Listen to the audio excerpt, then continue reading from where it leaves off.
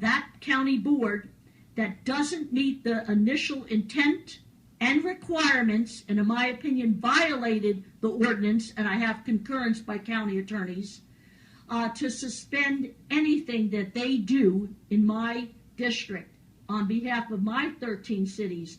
And I will get to any and every one of them and ask for their own input, and if they would like to opt out from under the county, I am not going to allow anything. I'll defer it. I will protest this. I will keep it in the ozone if I have to before it ever comes to the Miami-Dade County Board of County Commissioners as it relates to any properties in District 4 till I am satisfied you are properly noticed. And everybody else, according to a very good ordinance, have been respected and the law has been adhered to. Right now, I stand on it being violated.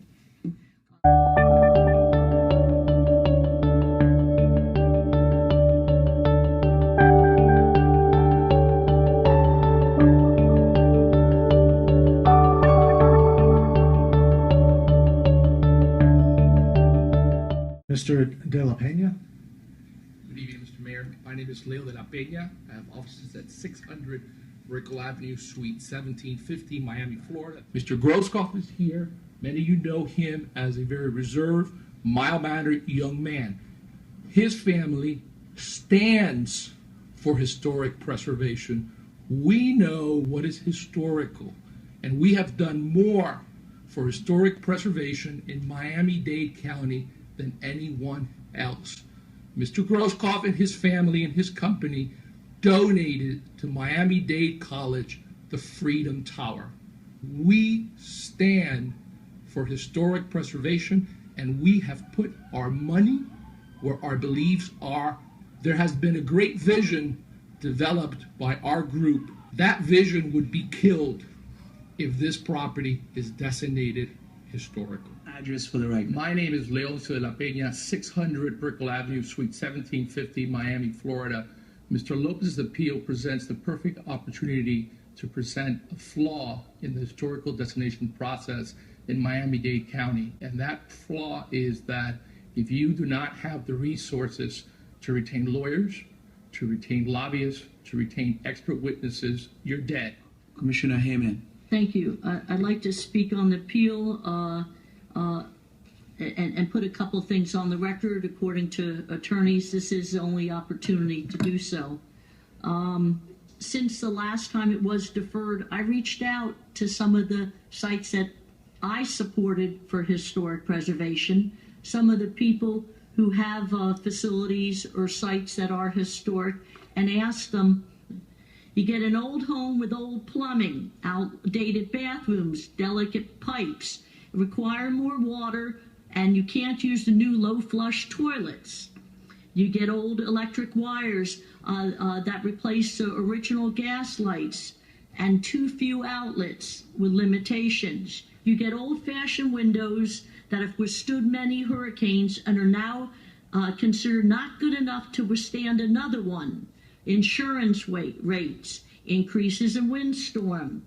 You have old roofs that need constant care to remain leak-free. The consensus was most historic properties, because of their age and use of original building materials, cannot fully comply with the modern local code enforcement regulations. Are you an attorney, sir? Yes, sir, I am, De La Pena. Would you have some recommendations as to what kinds of things that maybe the board, you would suggest the board look at in terms of trying to even the playing field as you use?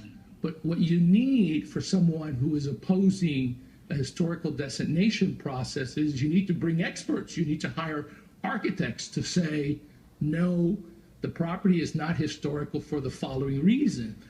Architecture, just like everything else in life, is not that clear.